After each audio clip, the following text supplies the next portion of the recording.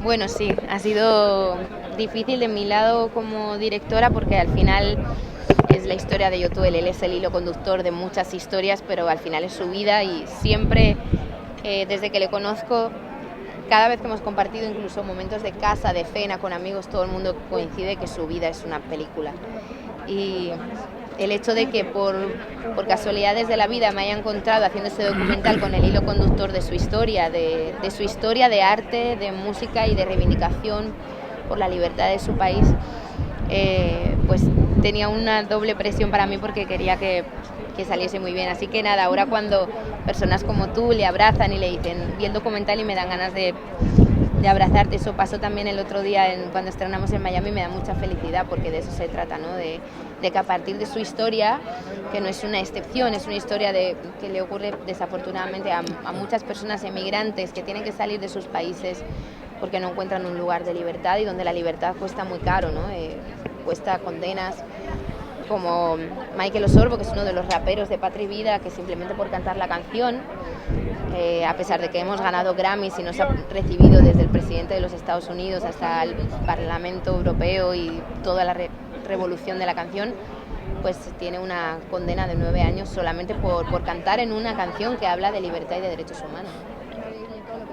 Bueno, mira, honestidad, dejarme llevar por la, por, por la visión de Bea y sus entrevistas. Yo creo que la realidad está ahí, la realidad mía es una realidad muy cercana a muchos emigrantes, pero sobre todo a tantos cubanos que han tenido que emigrar, sus padres han tenido que quedarse solos, esa ruptura familiar que viene no solamente de mí, viene de mi madre también. Entonces, son décadas de lucha constante primeramente porque los niños tengan futuro y sean niños con una visión más linda de la que viven en Cuba, ¿no? El hecho de emigrar, de cubanos que han salido con sus hijos fuera, que han brincado la frontera, que se lo han llevado en mochilas y brincando la selva y Dairén. Yo creo que esa ruptura familiar y esa consecutividad se ve en la película, y es por la que estamos luchando para que esa Cuba del futuro, todas estas cosas que hay en el documental, sea cosa del pasado, ¿no? Y exponer mi vida así como lo hago en el documental también era como sanar también, ¿no? Sanarme por dentro también de poder contar mi sufrimiento, de la pérdida de mi padre, y sobre todo el hecho de verme años después con una canción que es el sentir de tantos cubanos, es el gritar de tantos cubanos y poder poner en la boca de los cubanos una frase que yo creo que es una frase que ha marcado la historia de Cuba moderna, que es patria y vida. Mira, hay una historia de Cuba mal contada, ¿no? Lo dice la canción. La verdadera historia no la mal contada. Queremos contarle la verdadera historia de Cuba. Es verdad que hay un lado idílico de Cuba, de paraíso, de felicidad, de todo sonriente, que te das cuenta viendo el documental que todo es mentira. Te das cuenta de que cómo vive realmente el cubano, qué es lo que sufre el cubano, y ves cómo el gobierno de Cuba trata a un cubano que piensa diferente.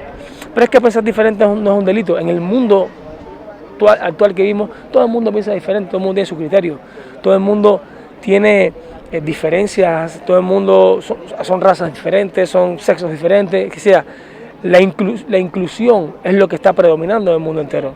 Lo que ocurre en Cuba es que no hay inclusión, las personas que piensan diferente, que tienen otro comportamiento, no tienen cabida en esa Cuba. Y nosotros lo que queremos en un futuro es que esa unidad exista, que Cuba sea para y por todos los cubanos, ¿no? Y sobre todo yo creo que Cuba está colocada en una ecuación política que es muy triste para las personas que están sufriendo las consecuencias.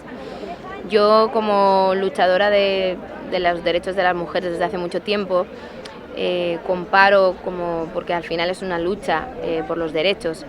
Y, por ejemplo, hace unos meses, cuando Mahsa Amini fue asesinada, todo el mundo se lanzó a decir que eso no estaba bien, porque eso no es correcto, no pueden asesinar a una mujer por enseñar el pelo. Nadie se preguntó de qué partido político era el asesino. tengo la sensación de que con Cuba no pasa eso. Están matando a la gente, están encarcelando menores, están haciendo unas leyes abusivas para los niños. Hace un mes bajaron la edad de consentimiento sexual a 12 años. Es decir, que una niña de 12 años y un día que la abusa a un adulto tiene que demostrar en un proceso muy complicado que ha sido violada con 12 años. Un montón de cosas que están pasando en Cuba que siento que si fuera cualquier otro país sería mucho más fácil condenarlo, pero desafortunadamente está en una ecuación política que hace que la gente no tenga ganas de tener problemas y mirar para otro lado. Y la verdad es que es triste. Nosotros en este documental lo que contamos es lo que hemos vivido con imágenes, lo que le estaban pasando a los chicos allí, la repercusión y las represalias para los manifestantes del 11 de julio. Y mi sueño como directora es ver si consigo con las personas que vean el documental sensibilizarse con el pueblo de Cuba y que se les quite el miedo de decir que eso no está bien, porque al final son seres humanos que están siendo maltratados simplemente porque quieren una democracia o porque quieren una libertad o porque quieren reivindicar el derecho a ser como ellos quieran ser y no como les digan que quieren ser, ¿no? Mira, había una doble narrativa desde el principio que era importante para mí.